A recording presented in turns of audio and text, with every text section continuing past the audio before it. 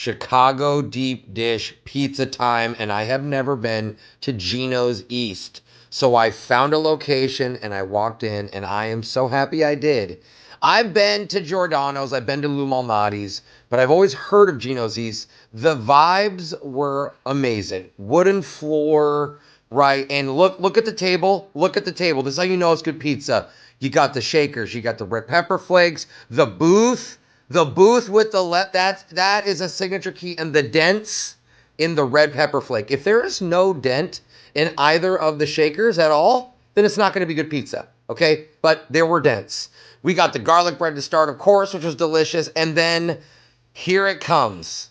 The famous pizza. Now, it does take 45 minutes after you order it to bake, so you got to be patient, okay, but it is worth the wait. They serve you, which I think is very classy. The cheese pool was okay. Other places really emphasize the cheese pull. Lou Malnati's really wants to show the tower and above you. So I didn't understand that because look at that cheese pull.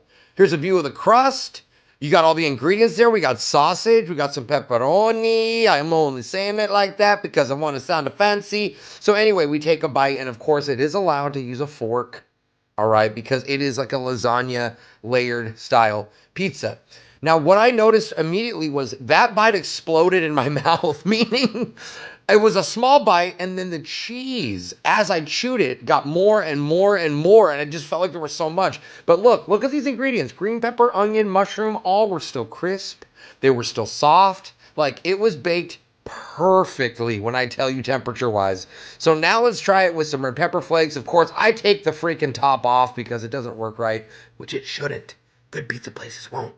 Okay, now let's try another piece. It's cooled off a little bit, and this is so freaking good, guys. And then I started to realize the crust. The crust tasted really similar to Lou Malnati's. I started poking around. I looked at it. Look at how buttery and golden. It is like gold. That is a yellow gold crust. I look into it more. It's not crumbly because of all the butter. Lou Malnati's is known for tons of butter. It's the cornmeal that Gino's East uses. So it's like almost like a cookie. It really is the texture of a cookie where it's like kind of firm, but it crumbles. Anyway, I found some fresh pepperoni ingredients that were layered so you can tell someone did all this by hand. That's what I love. When you have 3 pepperonis together like that. Oh, gotta fix yourself, Jose.